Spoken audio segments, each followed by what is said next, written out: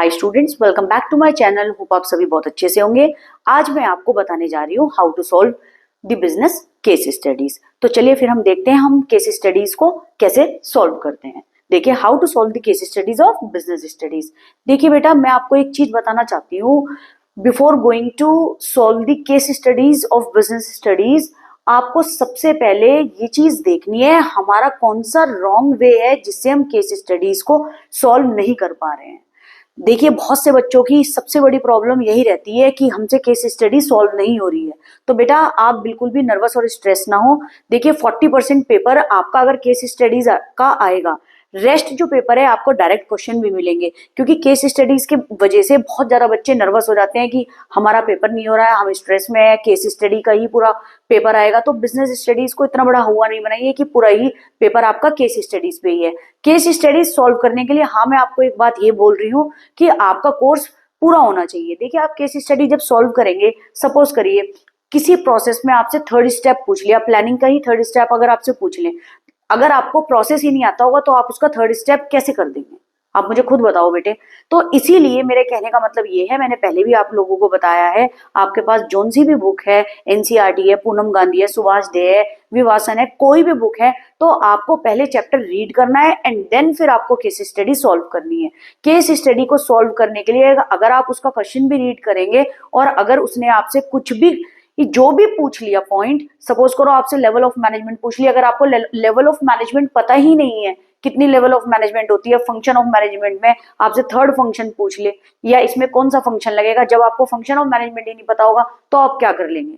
तो case based question आप इससे सॉल्व ही नहीं कर पाएंगे, केस स्टडी ऐसे आपको सॉल्व ही नहीं होगी। सबसे पहले आपको चैप्टर पता होना चाहिए। और फिर मुझे आपसे यही बात बोलनी है, मैंने सेम इकोनॉमिक्स में भी बोली थी और मैं आपको बिजनेस में भी यही बात बोलूंगी। जिन चैप्टर का वेटेज ज्यादा है, जो ज्यादा मार्क्स के हैं और आपने पढ़ रखे हैं, तो प्लीज पहले आप रिवीजन उसका कीजिए एंड देन उसकी केस स्टडीज पहले आप देखिए। जिसका वेटेज ज्यादा है, मैं फिर आपको बोल रही हूँ, जो चैप्टर ज्यादा मार्क्स का है पहले आप उन चैप्टर्स को करिए। मेरा कहना यही रहेगा, मैं कोई भी सब्जेक्टों में उसमें यही बोलती हूँ, जो चैप्टर आपके ज्यादा मार्क्स का है पहले उनको सॉल्व करिए, ठीक है। और फिर एक स्ट्रेटेजी बनाइए कि कैसे आपको अपना पेपर सॉल्व करना है। मैंने और वीडियोस में आपको स्ट्रेटेजीज भी बताई है।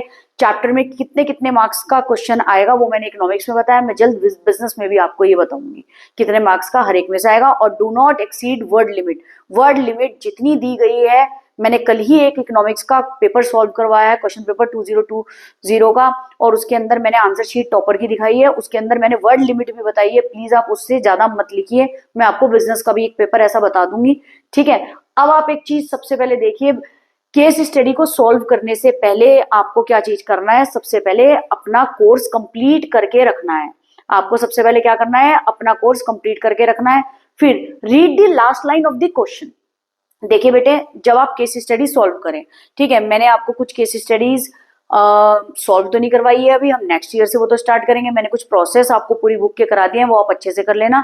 लेकिन मैं आपको केस स्टडीज में यही बात बोलूंगी, जब आपके सामने केस स्टडी आए तो सबसे पहले उसकी लास्ट 2 लाइंस आपको रीड करनी है एंड देन क्वेश्चन में जो भी उसने पूछा है आपको क्वेश्चन पढ़ने हैं, ताकि आप एक माइंड मेकअप बना दो ये कौन से चैप्टर का क्वेश्चन है और क्या आपसे पूछ रहा है।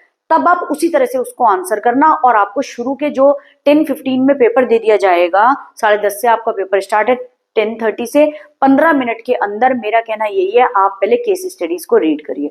डायरेक्ट क्वेश्चन वाले तो आप बाद में भी कर सकते हैं, पहले आप अपनी अच्छी तरह से पेपर के अंदर केस स्टडीज रीड कर लीजिए, जिससे आपको पता चल जाए कि हमारे को इसके अंदर क्या करना है। और केस स्टडी के अंदर बेसिकली आपको क्या करना है? पहले लास्ट 2 लाइन्स पढ़नी है, ताकि आपको एक पता चले कि आप एक माइंड मेकअप कर लें कि ये क्वेश्चन कौन से चैप्टर का आपसे पूछ रहे हैं। एंड देन क्वेश्चन को रीड करिए, फिर आप पूरे पैराग्राफ की तरफ जाइए, आप पेन पेंसिल हाथ में रखिए, की पॉइंट्स को अंडरलाइन कीजिए। जब आप अपनी बुक के चैप्टर भी पढ़ते हैं, उसके अंदर अगर आपने नोट्स नहीं बनाए हुए हैं, की पॉइंट्स नहीं अपने आप खुद से बनाए हुए हैं, तो आपको क्या है, मार्कर लेकर के इंपॉर्टेंट चीज जो आपकी की पॉइंट्स है आप तभी अंडरलाइन कर लीजिए। बहुत फायदा होगा इससे आपको केस स्टडी सॉल्व करने के लिए भी, ठीक है। तो read the last line of the question, उसके अंदर आपको कैसे करना है क्वेश्चन, वो हिंट मिल जाएगी कि उसको कैसे सॉल्व करना है। और जो मैंने आपको बताया, अपने थॉट प्रोसेस भी आप उसके अंदर फिर लगा सकते हैं कि कौन से चैप्टर का ये क्वेश्चन है। अच्छा बेटा, अब एक बात और याद रखना, जो हम इसका थर्ड पॉइंट में आपको केस स्टडी का कैसे सॉल्व करना है बताने जा रही हूँ, जो कि है प्रेजेंटेशन, चार्ट और प्रोसेस। देखिए, आपका बिजनेस जो है is all about management, creativity, that is art.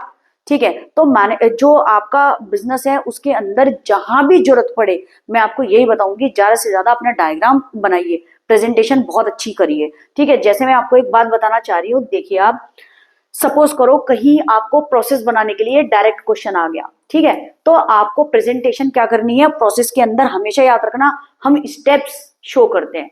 तो हमें क्या चीज करना है, जैसे आपने स्टेप फर्स्ट बताया, उसको आपने एक बॉक्स में बंद कर दिया, ठीक है बेटा, फिर आपने ये एक एरो बनाया, ठीक है, फिर जैसे एक हुआ स्टेप 2 हुआ, तो आपने फिर क्या चीज करी, फिर बॉक्स में बना दिया। जैसे इसके 5 पॉइंट है तो आपको क्या करना है, आपने इसको बॉक्स में बना दिया। ठीक है, ये बात आप याद रखिएगा, जहां नेसेसरी है वहां आपको क्या चीज करना है, आप डायग्राम शो कर सकते हैं, तो ये वे ऑफ प्रेजेंटेशन भी आपकी बहुत अच्छी मानी जाएगी। अब इसके अंदर मैं आपको एक चीज और बताने जा रही हूँ, सपोज करो जैसे आपने तो ये स्टेप बना लिए बेटा, एक बात और आपको याद रखना है, अगर आपसे ये चीज पूछी गई, अगर आपसे उन्होंने ये चीज पूछी है, right according to question requirement A और बी पार्ट। देखिए, हमने प्रेजेंटेशन बता दी, प्रोसेस, अगर स्टेप्स या प्रोसेस आए तो हमने कैसे करके इसको प्रेजेंट करना है। उसके बाद अगर आपके पास आया है right according to the question requirement, अगर आपके पास कोई क्वेश्चन है, उसके 2 पार्ट हैं, ए और बी पार्ट, तो जब भी आप आंसर लिखिए तो उसके अंदर आप क्या करेंगे, answer A and then write answer B, ऐसे एक्सप्लेन करेंगे। मेरा कहना आपसे यही होगा, 1 मार्क का क्वेश्चन आया तो आप सिर्फ एक वर्ड में समझाएंगे, अगर आपके 3 to 4 मार्क्स का क्वेश्चन है तो प्लीज आप उसके अंदर लिखिएगा। ठीक है, एक्सप्लेन जरूर करिएगा, मेरा कहना यही है, ताकि आपके मार्क्स ना कटे। ठीक है, और वर्ड लिमिट से ज्यादा भी एक्सीड नहीं करना है। जहां प्रेजेंटेशन की जरूरत हो वहां प्रेजेंटेशन दिखाइए ज्यादा से ज्यादा। मैंने बताया है business is all about creativity. अब जैसे ए और बी पार्ट आपने बता दिए, अब सपोज करो किसी का कोई डायग्राम बनाना है, कोई पॉइंट वगैरह है, तो आप इस तरह के पॉइंट भी एक्सप्लेन कर सकते हो, ये डायग्राम बना के आप कर सकते हो। ये नहीं है कि आपने ड्राइंग ही कर दी सारी की सारी या कलर कर दिए, ये आप इस तरह से पॉइंट भी बना सकते हो। आप सिंपल इस तरह के पॉइंट भी बना सकते हो, अगर आपको वो सिंपल बिल्कुल रखना है, बॉक्स, ठीक है, बॉक्स में अपने पॉइंट लिखे एंड देन आप एक्सप्लेन कर सकते हो। ठीक है, अब एक चीज और बताइए, मैं आपको एक चीज और कहना चाहूंगी, अगर सपोज करो ये चीज आई है, कम्युनिकेशन 2 वे प्रोसेस है, आप उसके अंदर डायग्राम के तौर पे आप बना के दिखा सकते हो। ठीक है, 2 वे प्रोसेस के अंदर इसको यूज कर सकते हो। तो आप, मेरे कहने का मतलब यही है जो मैं आपको बोलना चाहूंगी, कि आप कम्युनिकेशन के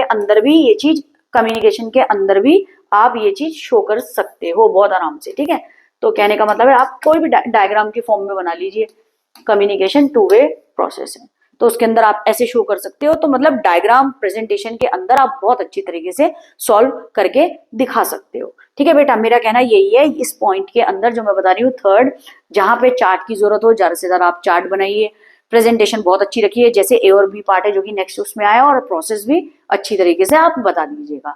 ठीक है, जो मैंने बताया right according to question requirement A और बी पार्ट है, तो क्वेश्चन का ए पार्ट अलग और बी पार्ट अलग, आंसर ए वो लिख दीजिए। अब imagine the situation that is find solution to the problem.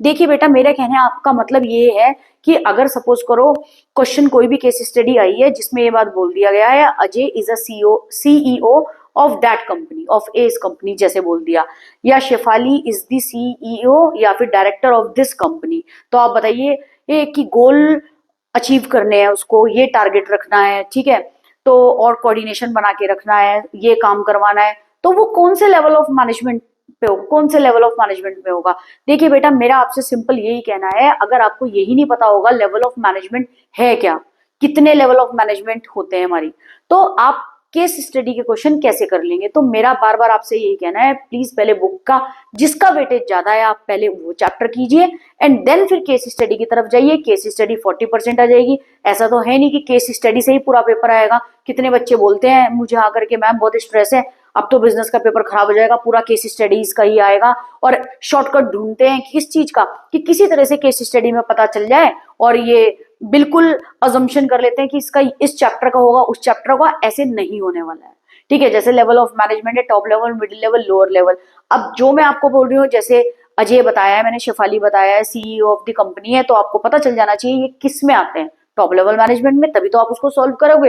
तो आप अपना एक सिचुएशन इमेजिन कर सकते हो, उसमें आप ये सोच सकते हो शेफाली मैं पर्सन हूं, मैं सीईओ हूं, अब आगे आपसे पूछ रहा है इस सिचुएशन में मैं होती क्या करती, फिर मैं उसको उस चैप्टर से एंगेज करूंगी एंड देन फिर मैं उसका आंसर लिखूंगी। तो imagine this situation and find solution to the problem, उस तरह से मैं क्या करूंगी, सोल्यूशन ढूंढूंगी इस प्रॉब्लम का, चैप्टर रिकॉल करूंगी माइंड में एंड देन मैं आंसर लिखूंगी। सेम ऐसे ही ये होगा, ठीक है। अब है साइकोलॉजिकल बैरियर, देखिए आपने चैप्टर पढ़ा होगा डायरेक्टिंग, जिसके अंदर कम्युनिकेशन बैरियर है, सेम ऐसे लिखा हुआ है साइकोलॉजिकल बैरियर। साइकोलॉजिकल बैरियर ये है जो मैंने अभी आपको बताया है लास्ट पॉइंट में ही, आपको अपने माइंड में एक हिंड्रेंस और एक प्रॉब्लम क्रिएट नहीं करके रखनी है कि पूरा ही केस स्टडीज का पेपर आएगा तो मैं तो सॉल्व ही नहीं कर पाऊंगी या कर पाऊंगा। तो अपने माइंड में साइकोलॉजी डिस्टर्ब मत कीजिए, अपनी स्ट्रेस मत लीजिए ज्यादा से ज्यादा, ठीक है। तो मैं आपको कहना मेरा यही होगा, जिसका वेटेज ज्यादा है पहले चैप्टर पढ़िए, उसकी केस स्टडी सॉल्व करिए। एग्जाम में आपको 15 मिनट दिए जाएंगे जिसमें आप पहले केस स्टडीज रीड कर लेना, लास्ट 2 लाइन अच्छे से पढ़िए, क्वेश्चन अच्छे से रीड करिए ताकि आपको पता चल पाए कौन सा इसका आंसर है। अभी मैं आपको आगे केस स्टडी में बताऊंगी कैसे करना भी है, ठीक है। अब है कोटेड लाइन, देखिए कोटेड लाइन के अंदर क्या चीज है, आप ध्यान से सुनिएगा। कोटेड लाइन के अंदर मैं आपको एक चीज बताना चाहूंगी कि देखिए कोटेड लाइन के अंदर क्या चीज है। सपोज करो आपसे पूछा गया है कि कोटेड लाइन का आंसर लिखिए और आप आंसर लिखने जा रहे हो, तो आप क्या कर सकते हो, थोड़ा सा शुरू का लिख के and then dash dash dash और लास्ट का लिख सकते हो, उसमें आपके मार्क्स नहीं कटेंगे कोटेड लाइन में। अगर आपसे उन्होंने मेंशन करा है कि आप कोटेड लाइन में बताइए, जैसे सपोज करो प्लानिंग है और उसकी कोटिंग लाइन आपसे पूछी गई है, तो उसके अंदर आप कुछ भी आपने लिखा शुरू का, थोड़ा सा बीच में लिखा and then dash dash dash कर दिया। जैसे फ्यूचर कोर्स ऑफ एक्शन है तो फ्यूचर कोर्स ऑफ एक्शन और dash dash dash dash dash और बाद में कुछ और चीज ये लिख दिया, तो मतलब उसमें मार्क्स नहीं कटेंगे। अगर इट्स वेरी गुड अगर आप पूरी लाइन लिखेंगे, अगर आप ऐसे भी लिख देंगे तो चलेगा, जो मैंने आपको यहाँ करके दिखाया है, ठीक है। पैराग्राफ रीड करना ये मैंने आपको पहले बता दिया है, आप पैराग्राफ को अच्छी तरह से रीड कर लेना एंड देन उसके बाद आप उसका आंसर करना। पहले आप 2 लाइन्स करिए ताकि आपको हिंट मिल जाए कि ये कौन से चैप्टर का आएगा, ठीक है, ये किस चैप्टर से आपका है, आपको थोड़ी सी हिंट मिल जाएगी ताकि आप थॉट प्रोसेस लगाए एंड देन उसको सॉल्व कर ले। तो इतनी टेंशन मत लेना। अच्छा मैं आपको एक बात और बता रही हूँ, इसमें जो फाइनेंशियल मार्केट है वो चैप्टर आपका ट्रिकी है, उसके कंसेप्ट आपको क्लियर करने हैं, क्लियर होने भी चाहिए, ठीक है, और क्लियर करने भी हैं। अभी भी रीड करके उसको कंसेप्ट को क्लियर करना। और चैप्टर के अगर आपने नोट्स नहीं बनाए हुए हैं, इस चैप्टर के नोट्स प्रिपेयर कर लेना। अगर आपने इसके नोट्स भी नहीं बनाए हैं तो बुक में आप उनको हाईलाइट कर लेना मार्कर से, ठीक है, ताकि आपको इसके कंसेप्ट अच्छे से क्लियर हो जाए और आप ये चैप्टर अच्छे से कर लें। और मैं आपसे बार बार कहूंगी जिसका वेटेज ज्यादा है, मैंने इकोनॉमिक्स में भी बताया पहले, वो वेटेज उसी वेटेज का करिए। डू नॉट राइट एक्स्ट्रा, जितनी लिमिट है उससे ज्यादा एक्सीड मत करना वर्ड लिमिट, ठीक है, नहीं तो आपके मार्क्स कट हो जाएंगे। ये बात समझ में आई आपको। वे ऑफ प्रेजेंटेशन आपको अच्छी करनी है, जहां नेसेसरी है वहां पे चार्ट प्रोसेस अच्छी तरीके से बनाइए। Business is all about creativity, ठीक है, तो इसके अंदर अच्छी तरीके से करिएगा। अब आया हमारी केस स्टडी। देखिए अब केस स्टडी के अंदर क्या चीज है, पहली केस स्टडी आपकी है, पहले सबसे पहले चले जाइए आप लास्ट क्वेश्चन की तरफ जाइए। पहले उसने क्या कहा ये रीड करिए, identify the various features of management. चलो भाई हमें ये तो पता चल गया, हमसे फीचर्स ऑफ मैनेजमेंट उन्होंने पूछा है। Highlighted in the above paragraph by quoting the line from it, ठीक है, जो लाइन कोट करी हुई है इसके अंदर से आपसे फीचर्स ऑफ मैनेजमेंट उसने पूछे हैं, ठीक है, तो ये बात याद रखिएगा। अब इसके अंदर लास्ट 2 लाइन रीड करिए। The effect of their management is noticeable in their respective department as the target are meant according to plan, employees are happy and satisfied and there is order lines functions rather than chaos, ठीक है। अब मैं आपको एक चीज बताना चाह रही हूँ, हमने इतना रीड कर लिया, अभी अपने माइंड में रखना कि भाई ये 2 लाइन हमारे को क्या कह रही है। पैराग्राफ की तरफ चलें, हाथ में पेन या पेंसिल रखना बोर्ड एग्जाम में, जो चीज आपको इंपॉर्टेंट लगे highlight. Anju and Manju are good friend, 2 अच्छी फ्रेंड है। Considering the fact that the activities involved in managing an enterprise are common to all the organisation, ठीक है, हमें पता चल गया भाई involve in managing an enterprise are common to all the organisation. सभी ऑर्गेनाइजेशन का काम होता है गोल ओरिएंटेड, गोल किसी तरह से अचीव करना, दैट इज मैनेजमेंट। फैक्ट आ गया भाई, मुझे यहीं से पता चल गया भाई ये मैनेजमेंट की बात कर रहे हैं। After completing their master in business, इन दोनों अंजू और मंजू की बात कर रहे हैं, मास्टर कंप्लीट करने के बाद in business management both of them take up a job at managerial level. Managerial मतलब होता है work of a manager in different organisation में, दोनों काम स्टार्ट कर दिया as per their individual areas of interest, जहां उनका एरिया ऑफ इंटरेस्ट था। Anju takes up a marketing job in retail company whereas strive to increase sales, Anju का काम क्या था, सेल्स को इंक्रीज करना। मंजू ने एनजीओ ज्वाइन करा, work diligently to release its objective related to realise its objective related to providing employment, उसका काम क्या था, एम्प्लॉयमेंट ज्यादा से ज्यादा प्रोवाइड करना स्पेशल एबल्ड पर्सन को। Both of them have to perform a series of continuous composite but separate function. Separate function याद रखना, सेपरेट फंक्शन क्या होते हैं, ठीक है, ज्यादा नहीं बोल रही हूँ, सेपरेट फंक्शन क्या होते हैं, ठीक है। लेकिन उन्होंने हमसे क्या पूछा है, features of management. On some day Anju में spend more time in planning a future display layout. On another day, she may spend time in sorting out an employee problem. Both Anju and Manju makes conscious effort. दोनों ही बहुत अच्छे effort लगा रहे थे, feeling a team spirit and coordination among the diverse individual. अलग अलग individuals के काम के साथ काम कर रहे थे और कोऑर्डिनेशन बनाना था उनको with different needs who work under them. अलग अलग नीड्स के साथ लोग काम करने आते हैं ऑर्गेनाइजेशन के अंदर, जो उनके अंडर काम कर रहे थे उनका कोऑर्डिनेशन बना के रखा। The effect of their management is noticeable, जो भी उनके एफर्ट थे वो मैनेजमेंट ने क्या चीज करा, नोटिसेबल किया in their respective department as their target are met, उनका टारगेट मेट कर दिया गया था अकॉर्डिंग टू प्लान, जो उन्होंने टारगेट सोचा था वो मेट हो गया। Employees happy satisfied and there is order line in it function rather than chaos, chaos होता है लड़ाई झगड़े ना होने के कारण उनका टारगेट अचीव हो गया था। तो identify the features of management. अब फीचर्स ऑफ मैनेजमेंट पूछा है, अगर आपको फीचर्स ही मैनेजमेंट नहीं पता होंगे तो आप क्या कर लोगे, देखिए, परवेसिव, डायनेमिक एनवायरनमेंट में काम करते हैं, चैलेंजेस होते हैं, गोल ओरिएंटेड प्रोसेस जैसे कि उसमें आया है, कंटिन्यूअस प्रोसेस है, कहीं भी मैनेजमेंट रुकता नहीं है, कीप्स ऑन क्या है, वर्किंग सीरीज होती है पूरी की पूरी, management is a continuous process, ठीक है। मैनेजमेंट ग्रुप एक्टिविटी, एक साथ इकट्ठे होकर इंडिविजुअल लेवल पे जो काम करवा रहे थे वो आएगा group activity. Intangible force, management को हम देख नहीं सकते लेकिन क्या कर सकते हैं, हम उसको महसूस कर सकते हैं, मैनेजमेंट इंटेंजिबल फोर्स है, ठीक है। अगर ये क्वेश्चन आ जाता है 3 से 4 नंबर का तो आपको कोटेड लाइन में इसमें बताना होगा। हम इसमें ये एक्सप्लेन नहीं करते कि हमको परवेसिव क्या पता है, हम ये लिखते हैं इसके अंदर जो इनमें से लाइन है, समझ गए, जो इनमें से लाइन है हम वो लिखते हैं, जो हमें दिख रहा है कि इसके अंदर क्या चीज आ रहे हैं। देखिए, employees are happy and satisfied, there is order line its function rather than chaos, ठीक है, ये चीज देख रहे हो। इंटेंजिबल फोर्स, ग्रुप एक्टिविटी में क्या होगा, मिलजुल के कोऑर्डिनेशन में काम, both Anju and Manju are conscious effort to build ये, ठीक है। और ये क्या, ये देखो, to build a feeling of team spirit and coordination among diverse individual with different needs who work under them, ये किस में आएगा आपका, ये आएगा आपका ग्रुप एक्टिविटीज में। ग्रुप एक्टिविटीज में मिलकर तो कोऑर्डिनेशन में काम करना for the achievement of the goals, ठीक है। आई होप आपको ये समझ आई हो। अब ऐसी है, जयंत वर्क कर रहा है हेड रिलेशनशिप मैनेजर, आप आ जाइए जरा लास्ट लाइन पे। सबसे पहले identify the concept being referred to the following line, he has created an internal environment which is conducive to an effective and efficient performance of his team, ठीक है। इसके अंदर है and identify and describe the function of the concept. अब आप एक चीज देख लीजिए, वो क्या चीज कर रहा है, आपसे उसने किसी चीज के फंक्शन पूछ लिए हैं, ठीक है। अब एक चीज और देखना, लास्ट 2 लाइन पढ़ेंगे। मोर ओवर ही कीप्स, यहां फंक्शन पूछे उसने आपसे, यहां क्या पूछा, देखिए लास्ट लाइन, टू लाइन आपको केस स्टडी की पढ़नी है। Moreover he keeps a close watch on their individual performance in order to ensure that they are in accordance with the standard, they are working in accordance with the standard set. मुझे यहीं से देख के बेटा कुछ पता चल गया।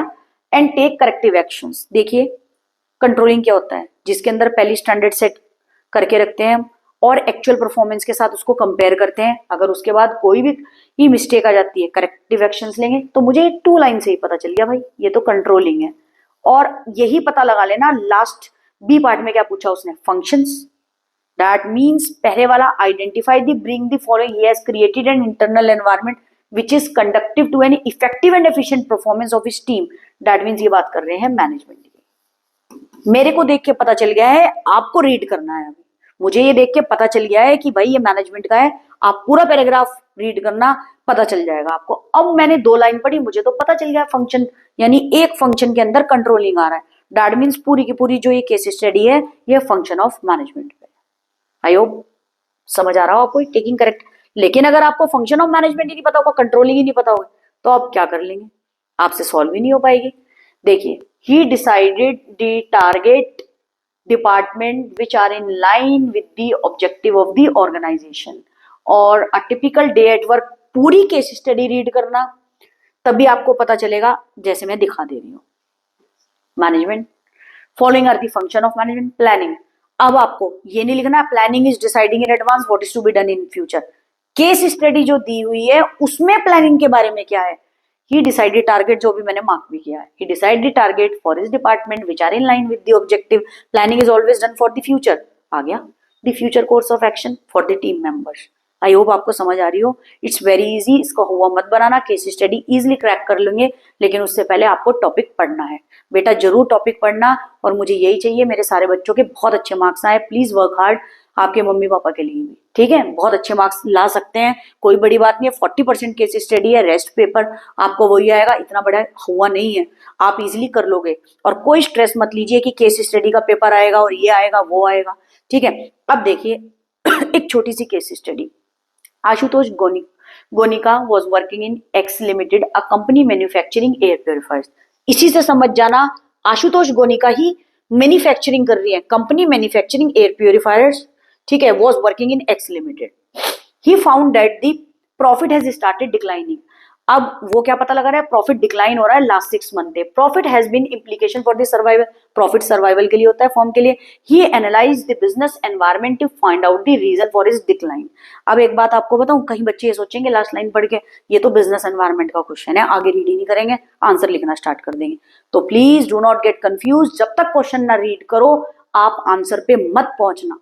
सबसे ज्यादा कंफ्यूजन यही होती है, जो मैंने पहला पॉइंट बताया, अपनी अजम्पशन मत करना केस स्टडी क्रैक करने के लिए, उससे पहले सोल्यूशन पे मत चले जाना, ठीक है। तो identify the level of management. देखिए क्या पूछा, ऊपर तो बिजनेस एनवायरनमेंट लिखा आ रहा है बेटा, नीचे क्या पूछ लिया क्वेश्चन में। क्वेश्चन में ध्यान देना, इसलिए बोलती हूँ क्वेश्चन पहले रीड करो, इससे ही पता चल जाएगा कि आंसर क्या लिखना है। Level of management at which Ashutosh Gonika was working. तो ये कहाँ काम कर रही है, जब कंपनी का डिक्लाइन के लिए भी, प्रॉफिट क्यों डिक्लाइन जा रहा है इसको कहा है, तो आशुतोष गोनिका किस चीज लेवल पे है, for this survival and growth of the business. Goal oriented process होता है, गोल भी यही अचीव कर रहे हैं, प्रॉफिट एंड लॉस इनके सिर पे होता है। तो क्या चीज है, टॉप लेवल मैनेजमेंट। तो ये कहाँ काम कर रहे हैं, top level management, top level पे काम कर रहे हैं। इसके 3 फंक्शन बताने हैं आपको, लो answer. He is responsible for formulating the overall organisation goal and strategies, जो आपको बताया है मैंने। प्रॉफिट क्यों कम हो रहा है, वो यही तो पता कर रहे हैं, स्ट्रेटेजीज मेथड बता रहे हैं क्यों कम हो रहा है, कि ऐसी क्या कमी रह गई इनका काम क्या होता है।